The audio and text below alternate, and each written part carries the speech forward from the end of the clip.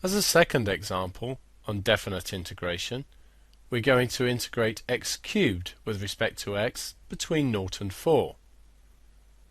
Integrate into a squared bracket.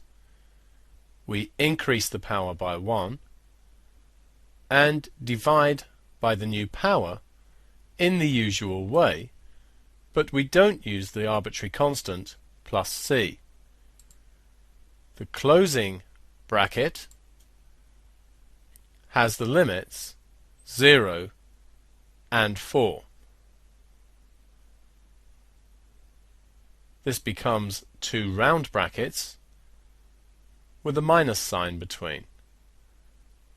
The first bracket has the expression evaluated using the top limit, so 4 to the power 4 divided by 4, and the second bracket has the expression with the bottom limit. Here it would be 0 to the 4 divided by 4.